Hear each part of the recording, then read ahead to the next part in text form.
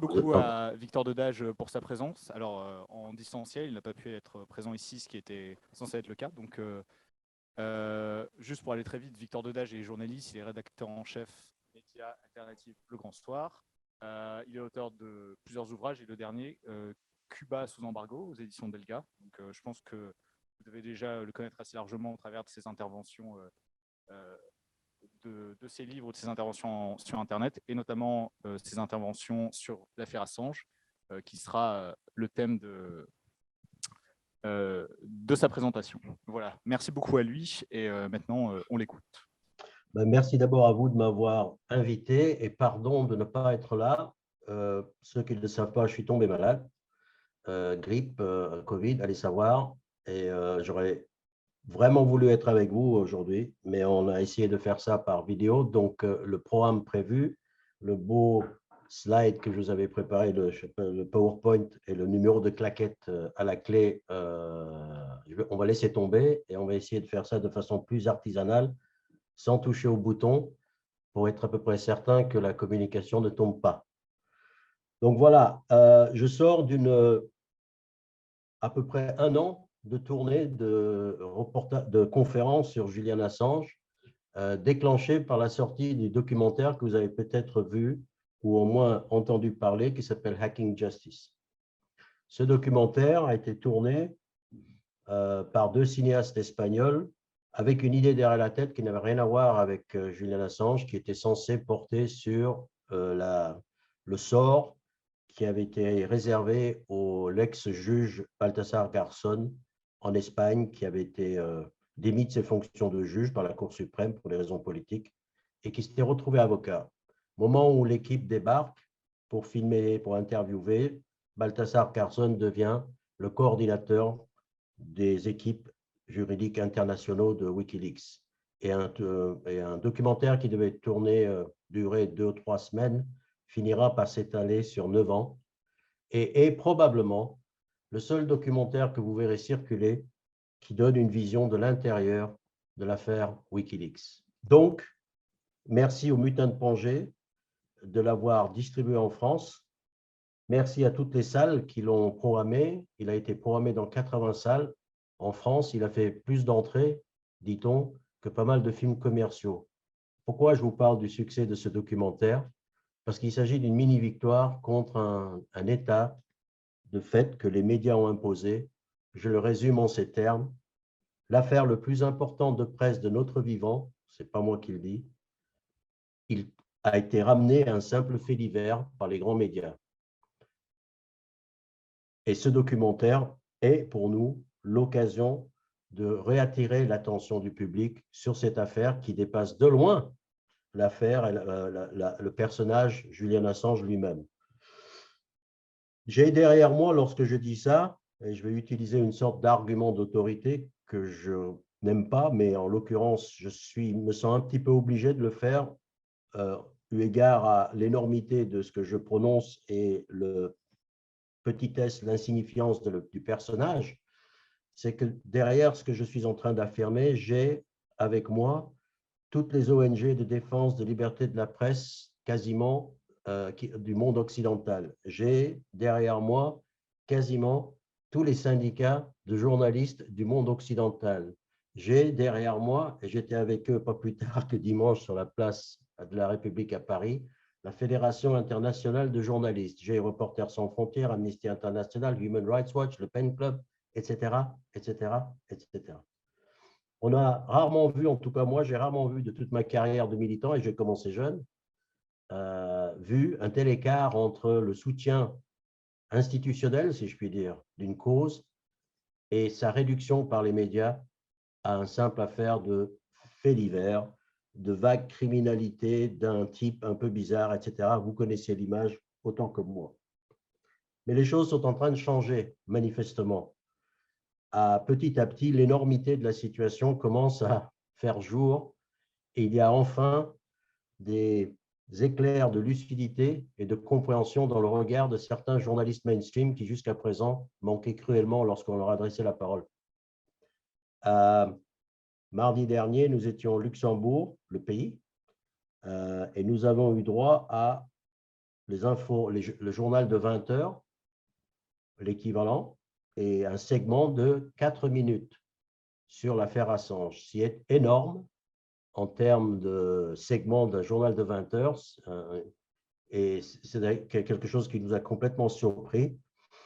Et un accueil au siège de RTL Luxembourg qui était au-delà de nos espérances, d'autant plus que nous étions que des, entre guillemets, militants.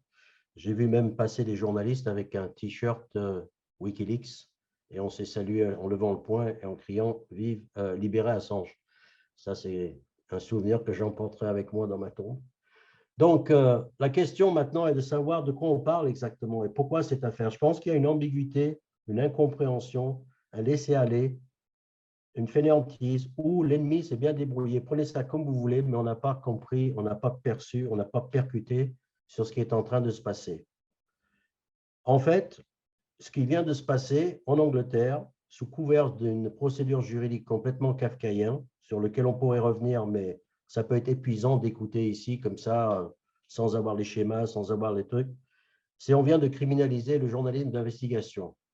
Ce qui n'est pas une mince affaire, et ce qui n'est pas innocent, et ce qui n'est pas un accident, parce qu'en même temps, on vient d'apprendre qu'ils sont en train de préparer une loi qui est calquée sur l'espionnage acte américain et qui pourrait coûter à un journaliste en Angleterre, par exemple, la prison à vie pour la divulgation de secrets considérés comme des secrets d'État.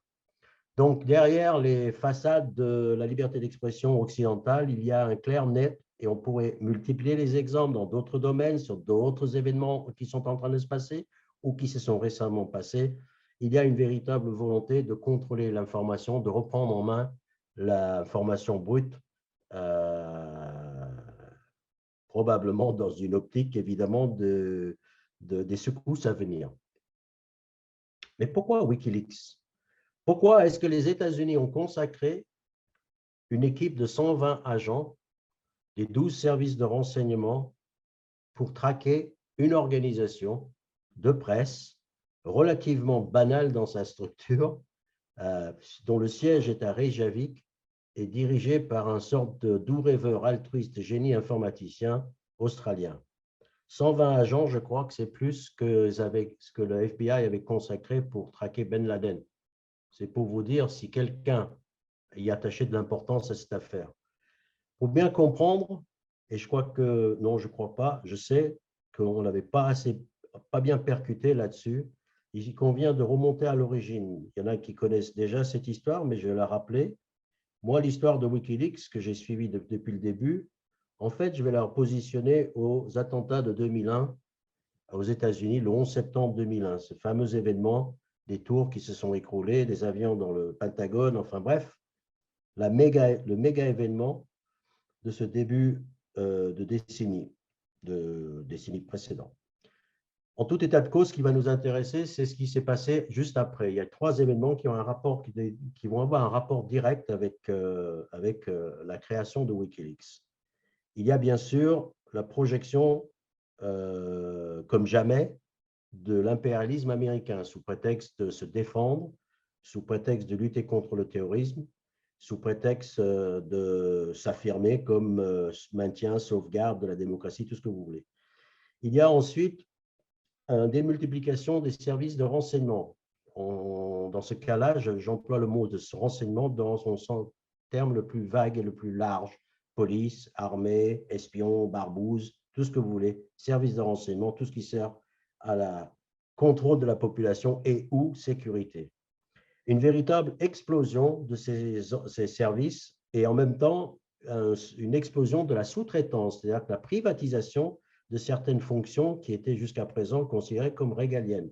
On verra des armées, par exemple, comme Blackwater, des mercenaires, occuper une place prépondérante dans les opérations militaires, et de même façon qu'on verra des services privés de renseignement, comme la société Stratford, qui va nous intéresser ici, aussi servir de relais aux services de renseignement officiels. Ensuite, il y a un troisième événement qui est celui de le secret assumé de plus en plus par le pouvoir, c'est-à-dire agir de façon occulte, revendiquant je ne sais pas quel droit sur nous, au nom d'une guerre contre un ennemi invisible, le pouvoir se veut lui-même s'exerce de façon invisible. C'est-à-dire qu'il n'a pas de transparence de son fonctionnement, de qui décide quoi, et surtout, il n'a plus de compte à rendre, considérant que nous sommes en guerre. On a vu d'ailleurs cette tendance se propager et devenir une sorte d'habitude un peu partout dans le monde, y compris pour des choses qui sembleraient à l'origine devant échapper à la justification de la guerre contre le terrorisme, comme le président de la République française, par exemple, qui se réunit tous les mardis, se réunissait pour combattre un virus dans un conseil de guerre tenu secret. Donc, c'est en train de se répandre aussi dans les entreprises. On a vu naître le secret des affaires, la loi sur le secret des affaires qui va à l'encontre de la volonté de transparence, etc., etc., etc. Tout ça accompagné d'un mouvement, vous êtes probablement la plupart trop jeunes pour s'en être rendu compte ou s'en souvenir, mais qu'on appelait, l'expression est arrivée à cette époque-là, en anglais, the embedded journalism, en français traduit par le journalisme embarqué. En gros, embarqué dans quoi? Embarqué avec les troupes, quoi. C'est-à-dire que les journalistes n'étaient plus là en train de, théoriquement, prendre le pouls de la situation d'une guerre en disant, voilà, d'un camp comme de l'autre. Non, non, ils embarquaient littéralement, joyeusement, si je puis dire, à voir les photos de l'époque, avec les bidas américains sur les chars, en les interviewant, en se faisant interviewer, en se faisant prendre en photo. Bref, le parti pris était total et même la semblant de faire un travail objectif avait été jeté par la fenêtre.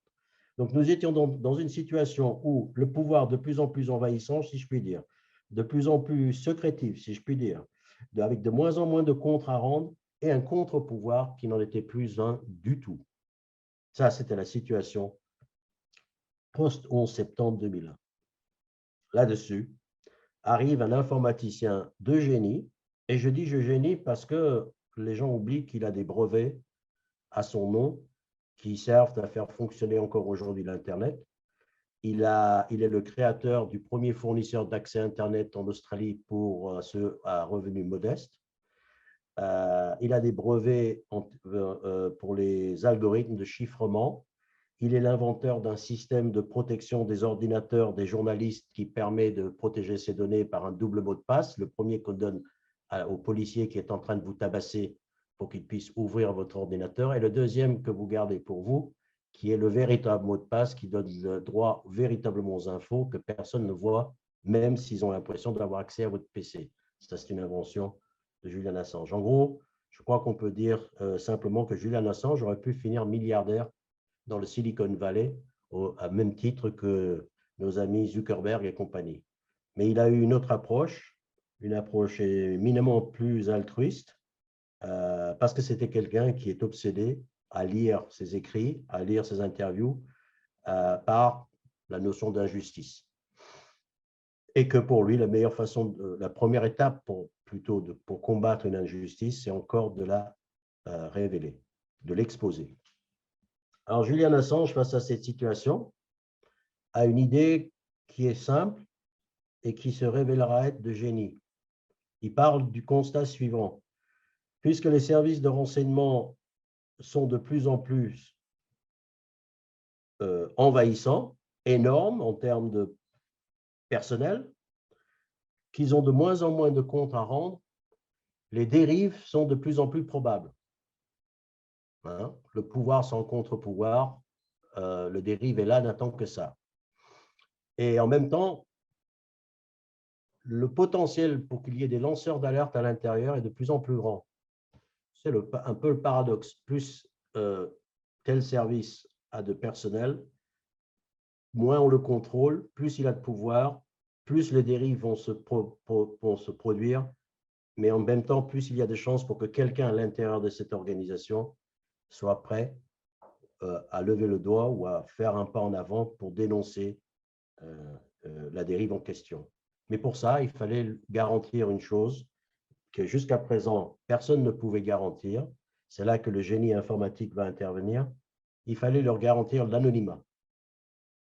Alors, petite pause, chaque fois qu'on parle de protection de lanceurs d'alerte avec des lois, soyons clairs, c'est gentil, mais la seule véritable protection pour un lanceur d'alerte, c'est l'anonymat. Et donc, Julian Assange et son équipe, qu'il réussit à constituer, vont créer un site qui fonctionne de façon très simple, qui produit, qui offre aux lanceurs d'alerte le moyen de se connecter de façon anonyme, c'est-à-dire que ceux qui surveillent l'Internet et qui normalement voient tout ce qui se passe lorsqu'ils ont envie de le voir, sur ce coup-là, n'arrivent pas à savoir qui se connecte ni d'où il se connecte. Ils n'arrivent pas à savoir ce que la personne soumet. L'anonymat donc est garanti. En échange, Wikileaks, et ça c'est la grande nouveauté de l'époque aussi, c'est garantir l'authenticité des documents publiés. Qui dit anonymat dit forcément le risque que n'importe qui propose n'importe quoi.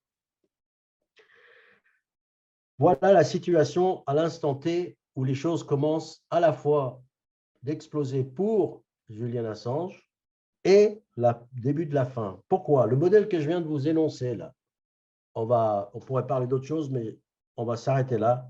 C'est super important parce que je crois qu'on l'a vu trop tard et beaucoup trop tard. Ce modèle qui garantit l'anonymat aux lanceurs d'alerte et qui garantit l'authenticité des documents, figurez-vous qu'avec le recul, et on se rend compte que ça constitue une menace existentielle pour tous les pouvoirs corrompus.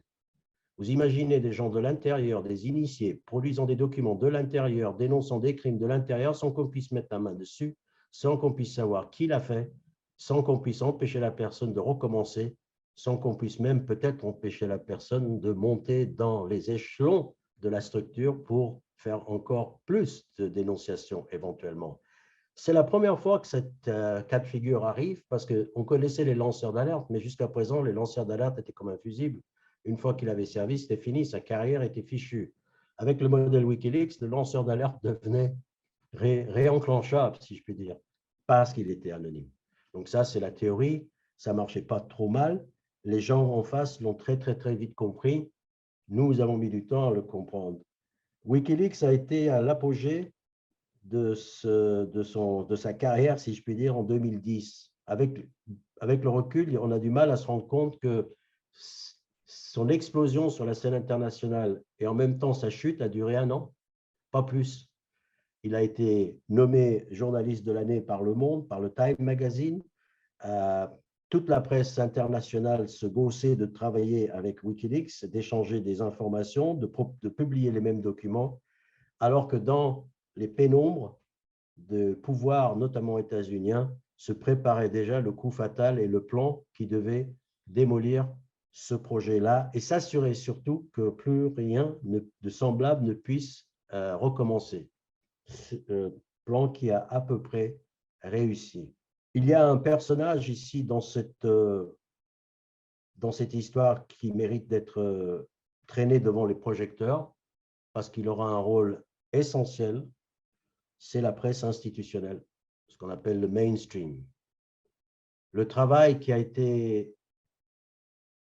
consciencieusement, pour ainsi dire, fait pour détourner l'attention des vrais enjeux, pour salir l'image de Julian Assange, pour créer énormément de légendes urbaines autour de l'affaire Wikileaks, leur attribuant des actes qui ne sont pas les leurs, les accusant de choses qu'ils n'ont pas commis, en profitant pour le traiter de tous les noms à une époque, notamment dans la presse anglaise, où Julian Assange était traité par exemple de étron par les journalistes du Guardian.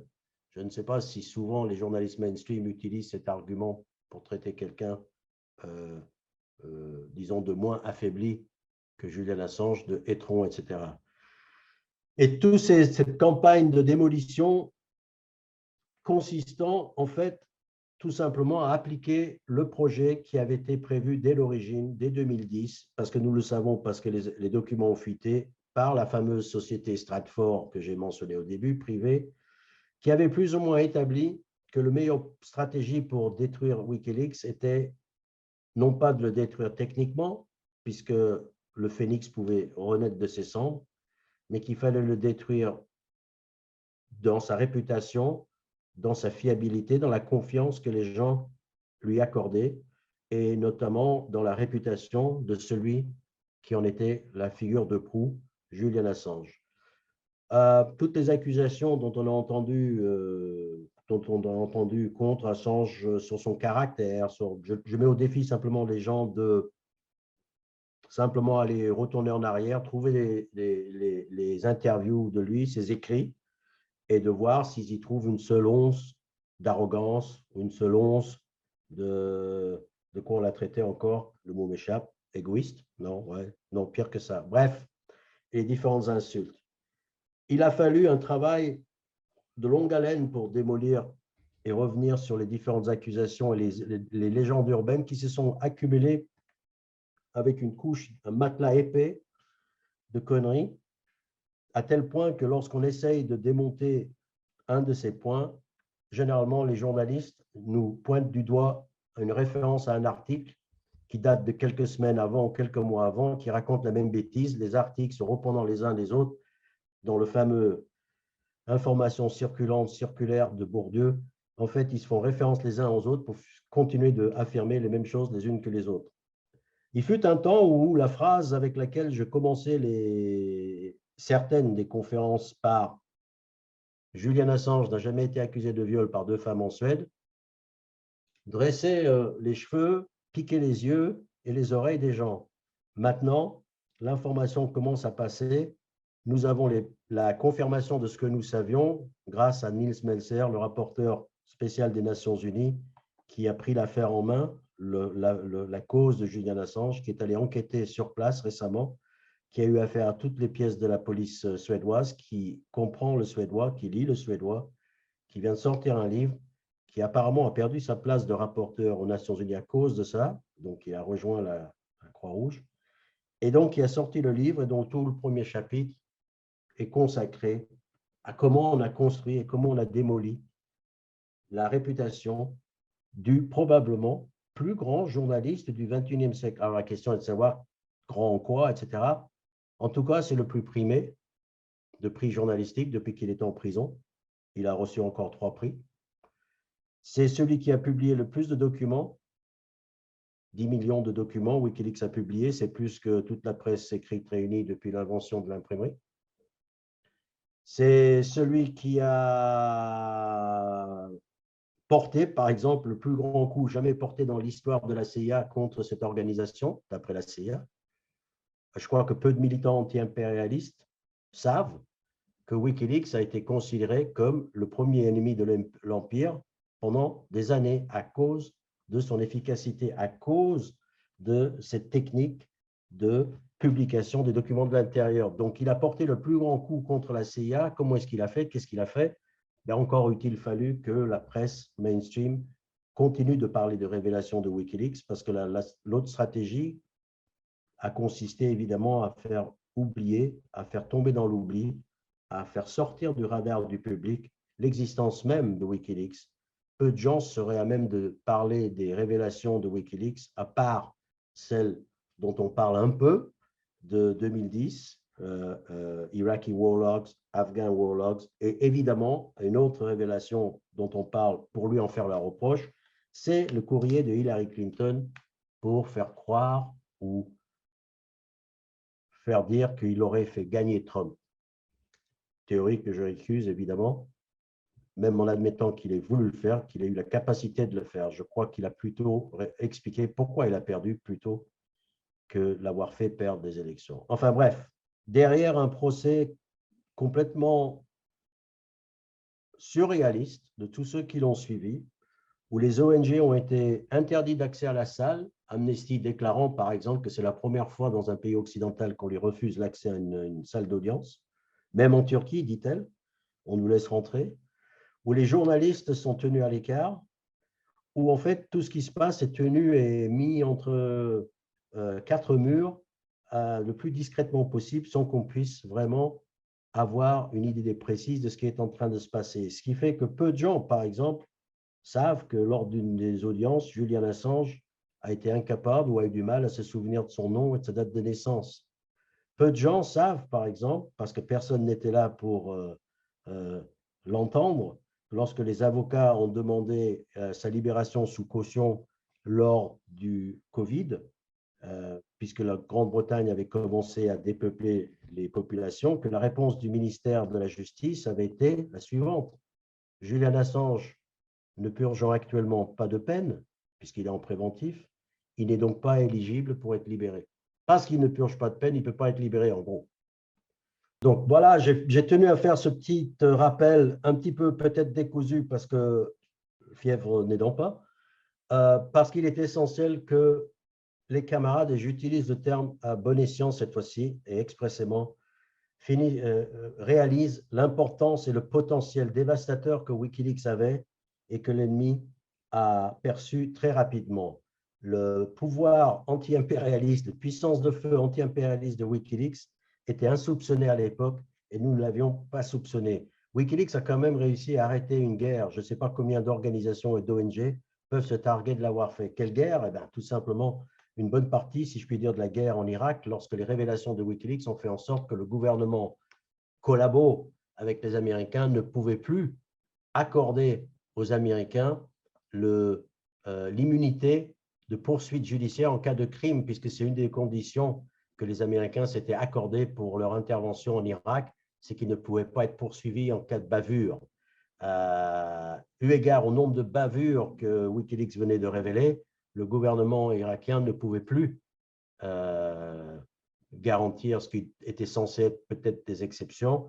Et les Américains, du coup, ont dit que c'était trop dangereux pour leurs soldats et ont commencé à les retirer. Ça, c'est la version qui nous a été donnée par les gens de Wikileaks. Donc, en tout état de cause, on avait une arme là, une très belle arme. Et on l'a laissé filer. On a laissé filer le journaliste. Ce qui vient de se passer maintenant en Angleterre, derrière une farce de procès aux irrégularités innombrables, aux conflits d'intérêts longs comme le bras, avec des interventions de personnages plus que troubles, pour lesquels il faudrait écrire un livre. La situation est tout simplement la suivante. Un, les Américains, les États-Unis viennent d'appliquer et prétendre à l'extraterritorialité de leur loi espionnage. Le terme ici extraterritorial, super important. Pour ceux qui sont familiarisés ou pas avec les embargos Iran, et moi je suis spécialiste de l'embargo américain contre Cuba, le terme extraterritorial a une signification très précise. C'est une forme de projection de l'impérialisme comme un autre et extrêmement dangereux parce que incontrôlable en fait. L'extraterritorialité qui consiste à dire à partir de maintenant, ma loi qui s'applique aux États-Unis, en fait, s'applique à tout le monde. Je réclame la juridiction universelle. Et c'est là-dessus que Julian Assange a été, entre guillemets, attrapé, puisqu'il n'était pas possible de lui reprocher d'avoir publié quelque chose que d'autres journaux avaient publié aussi. Donc, ils sont allés chercher au fin fond de leur imagination et de leur lawfare, instrumentalisation de la loi, un vieux truc de 1917. Mais l'important ici, c'est qu'ils prétendent à l'appliquer de façon extraterritoriale. Ça veut dire qu'un journaliste australien opérant en Europe, vivant à Paris à l'époque, en France, Julian Assange, peut être saisi par le bras, la tentacule de la justice, entre guillemets, américaine, où qu'il soit à travers le monde. Ça devrait être une alerte pour tout le monde. Ensuite, la criminalisation du journalisme. Littéralement, les 18 chefs d'inculpation que les Américains ont émis sont de dire des journalistes d'investigation, ce n'est pas moi qui l'invente, c'est ils disent, quand on les lit, qu'est-ce qu'on y voit? On voit les États-Unis en train de reprocher à Julian Assange ce que représente pour nous une journée de travail habituelle. Exemple, pour accuser Julian Assange de complicité d'espionnage, ils disent que lorsque Chelsea Manning, Bradley Manning à l'époque, lui a donné des fameux logs Irak et Afghan, Assange aurait dit la chose suivante, aurait demandé la chose suivante, incroyable, il aurait dit, est-ce que tu as autre chose? Il ne le dit pas exactement comme ça, il utilise une formule poétique anglaise, mais ce qui veut dire ça, en fait, est-ce que tu as autre chose? Chose que tous les journalistes d'investigation vont vous dire, mais quand quelqu'un me donne des documents qui sont intéressants, c'est ma première question. Tu as autre chose? Eh bien non, dans l'esprit de la loi et du droit américain, cette question consiste à un encouragement, donc à une complicité d'espionnage, donc 175 ans de prison. Les accusations américaines, en plus, s'appuie sur le témoignage de Siggi Thordarson, un Islandais qu'on sait qui est actuellement en prison en Islande, qui est un psychopathe diagnostiqué, séjour en hôpital, qui a été condamné pour pédophilie, qui a été un escroc notoire, qui a même escroqué ses propres avocats en imitant leur signature, et qui s'est rétracté en donnant les preuves d'ailleurs qu'il avait menti. Le seul témoin que les États-Unis ont qui témoignait que Julian Assange tentait de hacker les ordinateurs américains, etc. etc.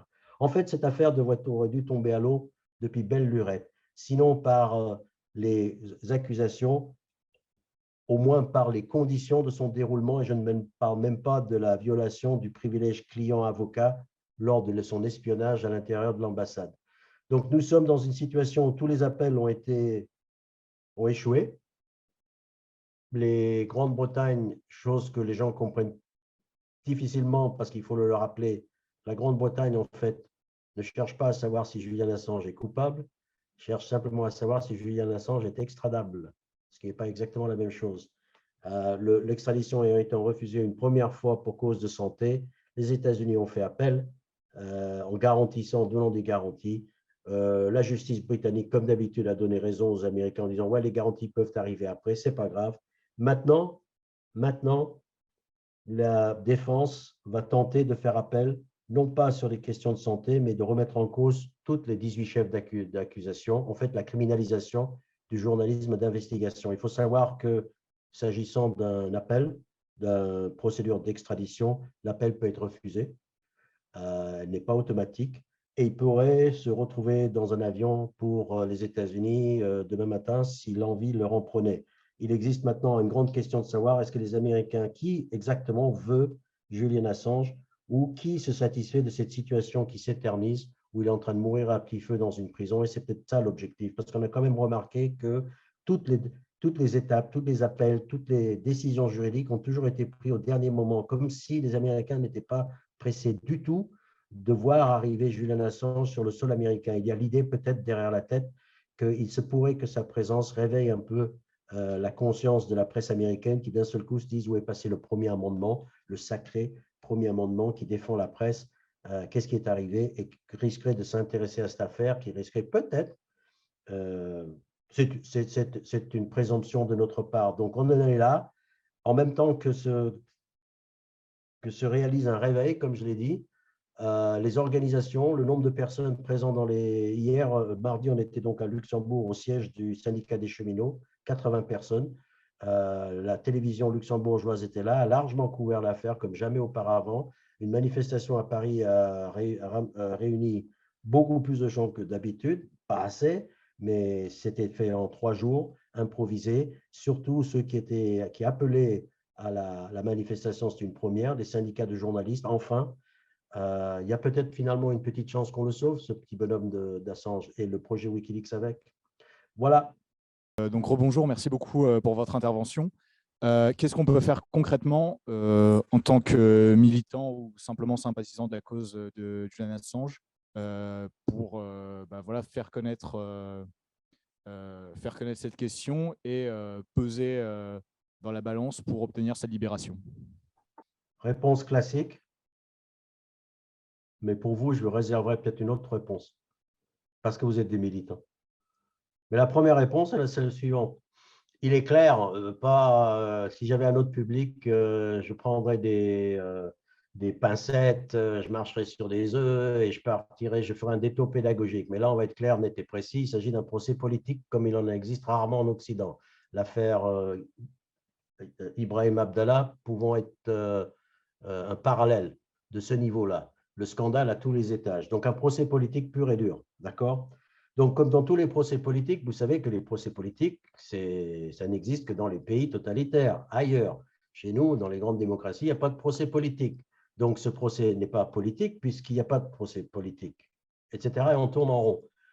D'où sa réduction à un simple fait divers. Alors, moi, les procès politiques, je sais comment elles meurent dans les pays occidentaux. Elles meurent comme les vampires sous le soleil, elles explosent à la lumière du jour. Donc, il faut aller le chercher par le cou, la peau du cou, et le traîner, se débattant et hurlant sous les projecteurs et sous le soleil. C'est-à-dire qu'il faut en parler, et il faut insister, il faut interpeller, y compris ses propres organisations.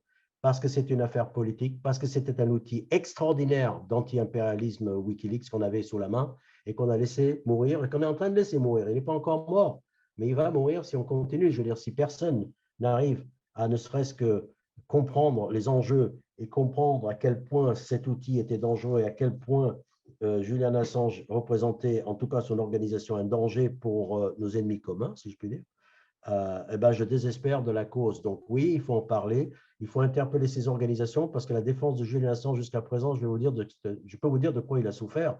Il a souffert du gugus que vous avez devant vous.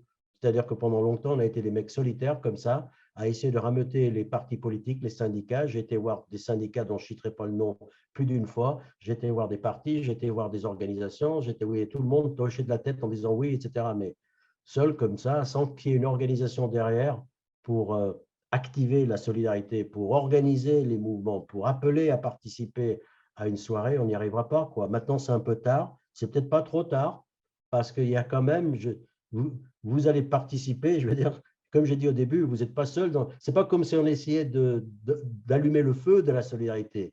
Julian Assange n'est pas seul. Il a été isolé du public par les grands médias mainstream. Il y a donc une volonté claire, nette et précise de la part des grands médias, pour une raison qui m'échappe, de ne pas laisser parler de l'affaire Assange. Et ce n'est pas que moi qui le dis. Le secrétaire général de la Fédération internationale de journalistes, Anthony Bélanger, l'a dit à 2 reprises, une fois à la fête de l'UMA, une fois à l'hôtel de ville. Les patrons de presse ont décidé de mettre un couvercle sur l'affaire Assange. Ils ne veulent pas qu'on en parle publiquement parce que c'est la honte de la profession et c'est la honte de l'Occident, cette affaire-là. Un journaliste en préventif dans une prison de haute sécurité, c'est un cas unique en Occident. Nous avons tout à y gagner à défendre cette affaire-là. Alors, idéologiquement, je réponds à la question avant qu'on me la pose. Oui, mais on est en train de défendre qui, là? Julian Assange, idéologiquement, qu'est-ce qu'il est? Un anarchiste? C'est un cypherpunk. Pour ceux qui connaissent, un cypherpunk obsédé par la protection du droit privé contre l'État tout-puissant. C'est un libertarien peut-être, c'est pour ceux qui ont des références américains, ce n'est pas un anticapitaliste, mais c'est un anti-impérialiste, c'est un pacifiste. S'il y avait un qualificatif à donner à cette organisation, sur certains du début jusqu'à la fin, jusqu'au bout des ongles, c'est une organisation pacifiste anti-guerre. Voilà, voilà ce que vous auriez été en train de défendre. Donc, comment on peut le défendre? Faire savoir, mobiliser les organisations qui sont autour de vous, organiser les conférences et l'information, parce que là-bas dehors, il y a encore des trolls, des journalistes avec des cartes de presse qui continuent de répandre des conneries. Hein. Je l'ai vu il n'y a pas si longtemps que ça. Les légendes urbaines sont souvent répandues par les journalistes eux-mêmes et ceux qui sont en mission, notamment ceux qui tournent autour de Conspiracy Watch, je ne sais pas si vous connaissez cette organisation, de pseudo-fact-checker, et Bellingcat, qui est une organisation aussi de pseudo-fact-checker, que je soupçonne les deux d'appartenir ou d'œuvrer pour d'autres choses que du journalisme. Donc, ils vont vous balancer, par exemple, calmement, que Julian Assange et Wikileaks ont mis des vies en danger. C'est l'argument. Mais ça fait 10 ans qu'on demande aux États-Unis de donner un seul nom de vie en danger. Dans 2 procès, ils ont admis qu'ils n'avaient rien. Mais ça n'empêche pas les journalistes de recommencer à la première occasion, histoire de couper l'herbe sous le pied de la solidarité et de dire, comme si c'était d'ailleurs un argument, mettre la vie de qui en danger? Des assassins qui ont envahi 2 pays et tué des millions de gens, et on lui reprocherait d'avoir mis des vies en danger. On fait tout essence dessus dans cette affaire. Donc, voilà. Bonjour, merci pour votre intervention. Je souhaitais savoir s'il y avait pu avoir des cas de fausses dénonciations sur Wikileaks. Vous voulez dire des faux documents qui ont été publiés? Exactement. Eh bien, figurez-vous que c'est une des médailles que Wikileaks se targue d'avoir sur son poitrine, c'est qu'en 10 millions de documents publiés, non pas un seul a été rétracté ou remis en cause, et Wikileaks affirme que c'est un cas unique dans toute la presse. Autrement dit, ils ne se sont jamais trompés. Il faut se souvenir que Wikileaks ne faisait pas que dans l'anti-impérialisme. D'ailleurs, les outils d'espionnage de la CIA, c'est eux qui l'ont publié, mais aussi les accords TPP, TCPP, inter-Pacifique, interatlantique, les accords commerciaux qui devaient changer la face du monde, qui étaient en cours d'être négociés en secret entre les pays occidentaux, aussi bien transatlantiques que transpacifiques. On a su qu'ils existaient grâce à des fuites publiées par Wikileaks. Greenpeace a pu engager des actions grâce aux fuites de Wikileaks. D'ailleurs, j'ai interpellé Greenpeace en disant comment ça se fait que vous ne défendez pas mieux que ça Wikileaks. Ils ont dit mais on défend Wikileaks et ils m'ont donné un lien vers un article qui datait de 2018. Etc., etc. Je crois qu'on n'a pas fait le tour parce que tout simplement, personne ne s'est arrêté pour l'étendue de leur publication. Mais au-delà de Wikileaks même, ce qui est clair, c'est que c'est le modèle qui est attaqué.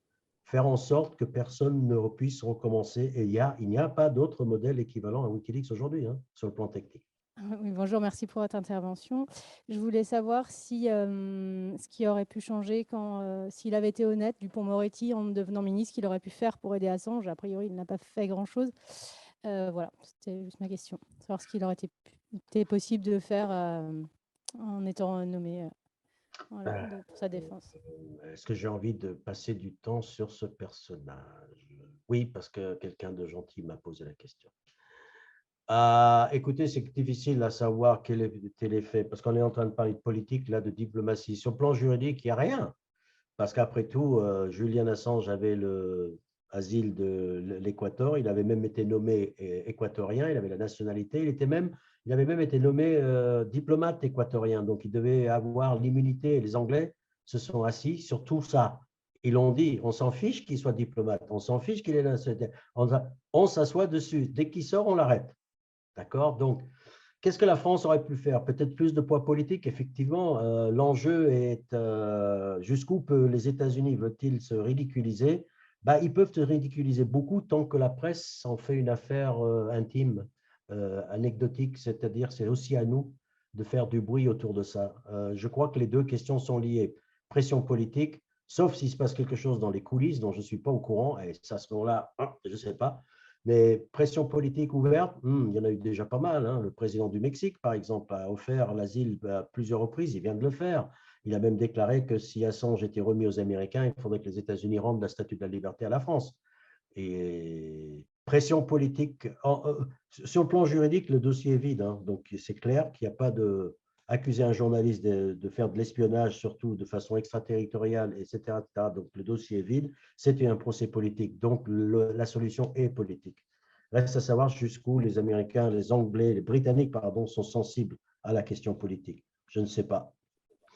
On espère que la France ait plus de poids, par exemple. Nous avons tenté, on était plusieurs vous en avez peut-être entendu parler, de faire en sorte que l'Assemblée nationale fasse voter un amendement garantissant, accordant l'asile et la nationalité française et l'asile politique à Julian Assange. L'amendement n'est pas passé parce que la République En Marche apparemment avait reçu des instructions de faire en sorte d'envoyer à la séance le nombre suffisant de députés pour que l'amendement ne passe pas. Je suppose qu'un coup de fil de l'ambassade, d'une certaine ambassade, a joué. Bonjour Monsieur Dédage, merci de votre disponibilité. Vous avez, dans votre intervention, dit peut-être que les États-Unis font traîner l'extradition, ils donnent l'impression de toujours agir au dernier moment pour que Assange soit extradé vers eux, sous-entendant que, en vérité, ils ont peur d'une réaction peut-être des Américains en disant vous violez le premier amendement. Est-ce qu'aux États-Unis, premièrement, il y a un mouvement organisé qui dénonce et qui milite à la libération d'Assange? Merci au moins d'avoir répondu.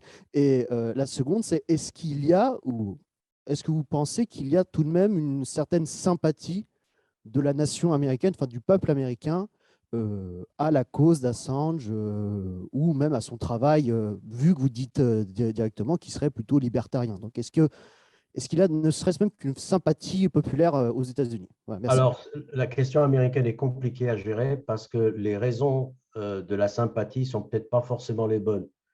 Tous ceux qui croient qu'il a fait perdre Hillary Clinton et qui détestent Hillary Clinton trouvent Wikileaks sympa.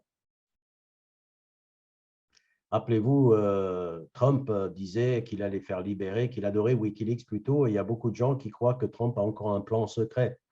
Donc, l'alt-right, ce qu'on appelle la droite, l'extrême droite américaine, a une sympathie pour Wikileaks, pour Julian Assange. parce qu'ils sont convaincus de certaines légendes urbaines. Ils sont convaincus, par exemple, que le Pizzagate, ils croient à la théorie du Pizzagate. Pizzagate, cette fameuse soi-disant trafic pédophile, de réseau pédophile dirigé par les Clinton, avec, enfin bref, il serait parti d'une pizzeria et aurait été révélé par Wikileaks. Wikileaks n'a rien à voir avec Pizzagate, mais c'est encore une de ces légendes urbaines et les associations de Wikileaks avec quelque chose. Et donc, Wikileaks, j'ai croisé même en France des gens qui m'ont dit « Oui, mais pourquoi vous ne parlez pas du Pizzagate ?» Je dis « Mais madame, Pizzagate n'a rien à voir avec Wikileaks. Wikileaks n'a jamais prononcé le mot Pizzagate. Vous pouvez aller sur leur site, chercher sur le mot moteur de recherche, vous pouvez aller sur leur compte Twitter, le mot n'est jamais prononcé. C'est quelque chose qu'on a mis dans la bouche de Wikileaks et on leur a fait dire quelque chose qu'ils n'ont jamais dit. Voilà. Donc, oui, il a un soutien, pas forcément pour les bonnes raisons. Cela dit, il y a quelques diplomates ou quelques politiciens lucides qui se sont exprimés. Certains journalistes commencent à s'exprimer, par exemple, certains éditoriaux, en disant que ce n'est pas une bonne idée de s'en prendre à un journaliste, etc. Mais la classe politique, d'une manière générale, non. Julian Assange est défendu, je pense que je peux le dire, par une poignée de journalistes, de droite comme de gauche. Un des plus célèbres de la droite, c'est Tucker Carlson, qui est un républicain, qui a une émission qui est très regardée, qui invite d'ailleurs des gens de gauche pour le défendre. Il y a Glenn Greenwald, il y a Jimmy Dore, il y a vaguement le blogueur là, Joe Rogan. Puis ensuite, ça se résume à quelques figures symboliques. Non, c'est très, très, très, très… Il pourrait disparaître dans les supermax américaines, d'où la crainte d'ailleurs pour de sa défense qu'il soit remis aux États-Unis. Il pourrait disparaître et ne plus qu'on n'entende plus jamais entendre parler de lui. C'était une hypothèse lorsque je disais qu'il craignait. On dirait qu'en tout cas que la situation de Julian Assange en train de moisir dans une prison de haute sécurité alors qu'il est en préventif, il ne peut pas communiquer, ça fait 3 ans qu'on ne l'a pas entendu, il peut passer des périodes de 8 mois sans communiquer avec ses avocats, il n'a pas le droit de téléphoner, il n'a pas le droit de communiquer, il n'a pas de livre, il n'a pas de télé, il n'a à peine une radio, il a fallu militer et secouer les barreaux, si je puis dire, de la prison pour lui obtenir une radio. La situation peut leur convenir. C'est une supposition de ma part qu'on dirait que personne n'est vraiment pressé, ni la défense, ni l'accusation, si je peux dire, qu'il soit extradé vers les États-Unis, pas forcément pour les mêmes raisons. Voilà. Il y a une part de supposition dans ce que j'étais en train de dire. Il paraît d'ailleurs que même le Wall Street Journal s'est étonné que lorsque Priti Patel a signé l'autorisation d'extradition, parce qu'à l'heure où je vous parle, Assange est extradable. Il peut être mis dans un avion. Coucou, au revoir. Le département de justice américain ne l'en a pas remercié, n'a rien dit. Il n'y a pas eu de communiqué de remerciement ou de félicitations. On sera attendu à ce que le département de justice dise « Ah, enfin, ça y est, c'est fait, il est rien ». Et c'est le Wall Street Journal qui s'en étonne. Un Wall Street Journal qui est quand même la voix de son maître, qui dit, tiens, serait-ce, et ils font une petite enquête et ils reviennent avec cette information-là, est-ce que c'est vrai, est-ce que c'est faux? Attention, je ne sais pas. Mais en gros, figurez-vous que dans l'administration américaine, ils ne sont pas spécialement d'accord avec la suite des événements.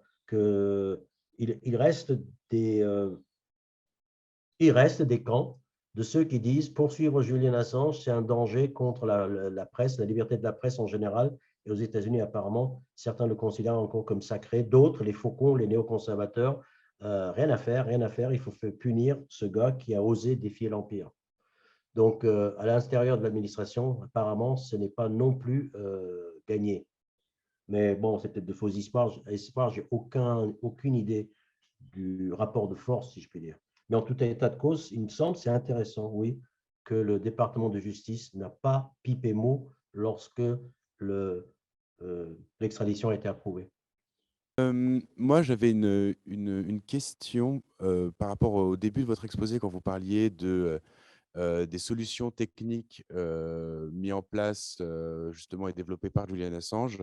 Et moi, ma question était sur son héritage, au-delà de la personne même de Julian Assange. Est-ce qu'il y a aujourd'hui les prémices comment dirais-je, d'une reprise par d'autres techniciens, par d'autres groupes, justement, de ces méthodes qui, de toute évidence, au vu de la réaction du camp d'en face, pour ne pas avoir de mauvais qualificatifs, comment est-ce que cet héritage existe? Est-ce que son travail est reprenable? Est-ce que voilà, je crois, Mieux que ma ça, question est mieux que ça. Wikileaks a fait cadeau de sa technologie qui s'appelait Secure Drop à tous les grands médias.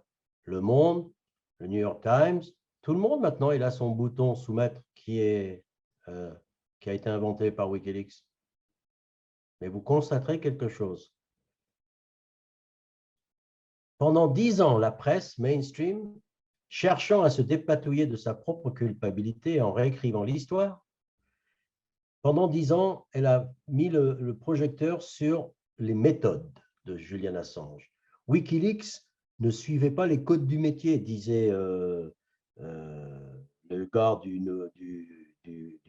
Guardian lorsqu'on lui posait la question pourquoi il détestait Luke Harding, pourquoi il détestait Assange, parce qu'Assange ne respectait pas les codes de la profession. Les méthodes de Wikileaks étaient condamnables, comme si c'est Wikileaks qui balançait les documents non expurgés, alors qu'on sait que ce n'est pas Wikileaks qui l'a fait, c'est un autre site qui a réussi à hacker Wikileaks, enfin bref. Alors, si ce n'est pas la méthode si c'est la méthode de Wikileaks qui posait problème, je vais dire les choses très simples. Puisque la technologie de Wikileaks a été démultipliée par 100 et que tous les autres journaux, eux, ils ont la méthode, et pourtant on n'a pas assisté ni de près ni de loin à l'explosion, à l'équivalent de l'explosion de révélation. Donc, en gros, ça prouve quoi? Que ça n'a jamais été un problème de méthodologie. Que la technologie, il ne suffit pas de l'avoir pour avoir le courage de s'en servir comme il faut. Je ne doute pas que certains reçoivent des révélations. Je n'ai aucun doute qu'ils s'abstiennent de les publier, contrairement à Wikileaks. Il est entendu dans la grande presse qu'il y a des lignes rouges qui ne doivent pas être franchies.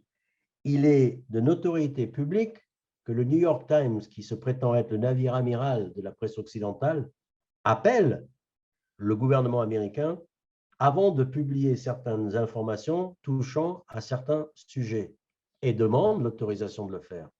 Wikileaks ne le faisait pas. Il y a donc deux mondes. Il y a ceux qui osent, ceux qui n'osent pas. La technologie, elle est là, elle existe. Voilà. La preuve même de la lâcheté, si je puis dire, de la presse institutionnelle, c'est justement le fait qu'ils possèdent cette technologie et qu'ils n'arrivent pas à publier plus que ce que Wikileaks faisait, j'allais dire, en 24 heures. Non, c'est pas une. Wikileaks a toujours été une organisation altruiste, rien n'est payant, l'info est gratuite, la superstructure de Wikileaks coûte 200 000 $ par mois à maintenir, avec ses serveurs flottants, avec son bunker antinucléaire en Stockholm gardé par le parti pirate, avec CSA. C'est de l'altruisme pur, il n'y avait rien à gagner donc, pour eux. Et c'est toujours en ligne, et c'est toujours gratuit, et tout le monde a le droit de piocher dedans. Donc, ouais, c'est un constat terrible, c'est que la technologie a été partagée et personne ne s'en est servi. Il faut dire qu'aussi la réaction et le sort qui lui a été réservé à cause de ça est peut-être aussi un facteur de découragement. Mais je ne pense pas. Je pense qu'il y a vraiment un problème de perception et de conception de notre droit de savoir. Il y a chez Julian Assange l'idée que l'information est sacrée. Il y a une réflexion chez lui, tiens, que je vais vous soumettre, il me reste 9 minutes, si je puis me permettre. C'est qu'il répond à une question et je trouve ça rigolo. Ça peut être un exercice de style et je pense qu'il y en a qui ne vont pas être d'accord, mais rappelez-vous, je n'ai pas dit non plus que c'était un camarade de lutte, un machin, mais il est ce qu'il est, mais il a parfois des idées de génie. À quoi mesure-t-on le degré de démocratie d'une société? Avec quoi le mesure-t-on? Quelle est l'unité de mesure pour que vous puissiez dire, tiens, cette société-là est plus démocratique que celle-ci, d'un petit chouïa, vous voyez? Mais c'est quoi? Je veux dire, si je dois mesurer ma fièvre, je le fais avec un thermomètre et j'utilise des degrés. Voilà, c'est comme ça que je mesure, exprimé en degrés. Comment exprimez-vous la démocratie d'une société? Alors, il le fait évidemment avec son orientation et son esprit.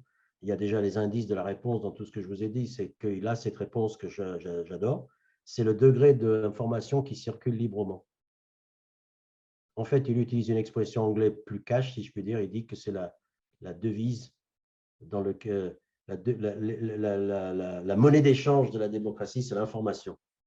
Et donc, il a cette théorie qu'il y a 3 types de circulation de l'information dans une société. Horizontale, ça c'est entre nous, les discussions, les réseaux Internet. De bas vers le haut, ça c'est tout ce que les gouvernements pompent sur nous, sur les réseaux, tout ce que les autorités savent sur nous, les courses qu'on a fait, les billets d'avion qu'on a achetés, le dernier achat qu'on a fait dans telle boutique, etc., les réseaux sociaux. Et ensuite, il y a la dernière, c'est de haut vers le bas, c'est celui qui manque cruellement maintenant pour pouvoir dire qu'on est des véritables démocraties, que c'est celui-là qui est en train de se tarir. On sait de moins en moins comment fonctionnent les pouvoirs d'une manière générale. Ils sont de moins en moins transparents et que le rôle de Wikileaks, c'était justement compenser cette manque de transparence et qu'il se présentait de façon ironique comme bien un service de renseignement, mais un service de renseignement au service du peuple. Donc, cette réflexion que la quantité d'informations librement échangées et l'unité de mesure de la démocratie, par exemple, je crois qu'il y a une idée intéressante. Elle touche au cœur du droit de savoir, qui, lui, il l'érige, et je suis de ce camp-là, comme un droit qui se positionne très haut dans les droits. Parce que sans le droit de savoir, pas de connaissance, mauvaise décision, je veux dire, tout part en vrille à partir d'une mauvaise information. Les gens les plus futés du monde et les gens les mieux intentionnés peuvent prendre des décisions catastrophiques s'ils sont mal informés. Donc, c'est un combat crucial et la guerre de l'information a commencé. Il y a belle lurette, je crois qu'elle a commencé la vraie guerre de l'information. Elle a commencé, mais elle n'a pas atteint encore son niveau maximum. Mais il y a déjà des gens qui sont en train de tomber. Général Assange, comme j'ai dit, est tombé. Des médias ont été fermés. La censure furtive est installée de plus en plus.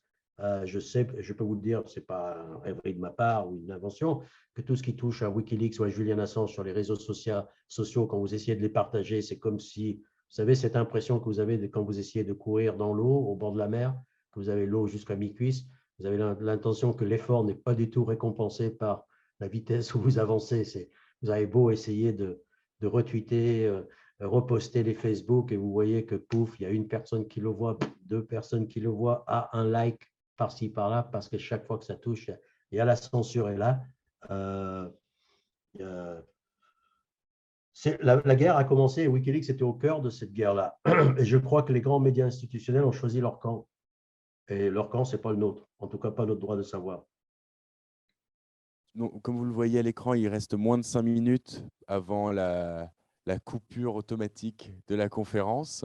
Donc, si vous voulez ajouter un mot de conclusion, allez-y, vous avez 4 minutes. Sinon, oui, enfin, il y a une idée là, je ne sais pas si je vais avoir le temps, je vais parler un peu vite, mais c'est important. J'ai eu cette théorie que je vais vous énoncer a été confirmée par Niels Melzer, le rapporteur spécial des Nations Unies, qui par ailleurs était professeur de droit. Pardonnez-moi d'invoquer comme ça, parce qu'encore une fois, les gens disent, oui, mais Victor, tu sors des trucs comme ça, tu vas comme ça. L'affaire Julian Assange, oui, une affaire de liberté de la presse, oui, certes, mais en fait, je vois que c'est quelque chose de pire que ça, et pour ça, je remonte jusqu'à la Deuxième Guerre mondiale et le fameux tribunal de Nuremberg. Le tribunal de Nuremberg qui avait été monté pour juger les criminels de guerre, en fait, pour juger surtout les vaincus, parce que les crimes de guerre ayant été commis des 2 côtés, il y en a qu'un, enfin bref, on connaît un peu l'histoire quand même. Mais les principes édictés par le tribunal de Nuremberg ont servi peu ou prou c'était le fil du tissu social du droit international, c'est-à-dire qu'il y avait des énoncés et des principes qui étaient peu ou prou respectés, on est d'accord, mais ce n'est pas la même chose que d'avoir un droit qui n'est pas respecté, qui est violé, que de n'avoir pas de droit du tout, parce qu'à ce moment-là, on ne sait même plus qu'elle est violée. Voilà, bref. Et parmi ces différents principes, il y en a 3 qui vont nous intéresser ici. Il y en a un, c'est le crime des crimes, c'est le crime contre la paix, telle qu'elle a été énoncée ensuite, sous ce terme-là, par les traités de Rome, etc. Le crime contre la paix, en fait, c'est une guerre non provoquée. Vous déclenchez une guerre comme ça sans être provoquée, ça, c'est le crime des crimes. Vous ne pouvez pas vous cacher derrière quoi que ce soit. Ce n'est pas la peine de juger les crimes individuels un par un. Tous les crimes commis à la suite, c'est de votre faute. C'est ça l'idée du principe de Nuremberg. Donc, on ne va pas juger les crimes nazis par-ci, par-là. Allez, tout ça, si je puis dire, ça fait partie du paquet. Vous avez déclenché un crime, vous êtes coupable de tout ce qui a suivi. La deuxième règle, principe non, important du principe de Nuremberg, c'était obéir à des ordres n'est plus un argument de défense. Vous avez le droit d'abord, mais le devoir ensuite de refuser les ordres criminels. Et en fait, un troisième principe de Nuremberg que peu de gens savent, et j'ai trouvé ça par hasard en farfouillant sur le site parce que j'étais persuadé que j'allais y apprendre des choses intéressantes, c'est qu'un journaliste a été condamné à mort par le tribunal de Nuremberg pour apologie de guerre et propagande pro-guerre. Oups, il n'avait pas de sang sur les mains directement, mais le simple fait d'avoir relayé, etc., la propagande nazie était une cause suffisante. Oh mon Dieu, si les règles de Nuremberg étaient appliquées aujourd'hui, je crois qu'il y a certaines rédactions qui seraient clairsemées. Ce que je veux dire par là, c'est qu'aujourd'hui, maintenant, si on compare ces trois principes au procès de Julian Assange, qu'est-ce qui se passe? On est passé de la condamnation comme crime des crimes de ceux qui commettent le crime contre la paix, c'est eux qui sont devenus les procureurs dans cette affaire. Ceux qui sont les responsables du crime des crimes, du crime contre la paix, ceux qui ont provoqué des guerres non déclarées, c'est eux qui sont aux commandes et c'est eux qui sont actuellement les accusateurs. Deuxièmement, l'argument « je ne faisais qu'obéir aux ordres » est redevenu très trendy en ce moment puisque la plupart des crimes révélés par Wikileaks ont été absous par les autorités américaines parce que ce sont des soldats qui étaient en train d'obéir aux ordres. Et enfin, le troisième élément où un journaliste a été condamné à mort pour avoir fait l'apologie des guerres. Aujourd'hui, on se trouve devant la situation d'un journaliste qui était le plus pacifiste et le plus efficace et le plus conséquent anti-guerre, qui, lui, est dans le banc des accusés et qu'on est en train de faire mourir à petit feu. Pour moi, c'est une sorte de revanche de Nuremberg, d'antithèse de Nuremberg qui est en train de se produire. Est-ce que c'est le début est-ce que ça marque le début? Est-ce que c'est juste l'air du temps? Je ne sais pas, mais il y a quelque chose là. Voilà. Merci de m'avoir écouté. Je vous laisse avec ça. J'ai moins d'1 minute. Merci à vous tous. Ciao.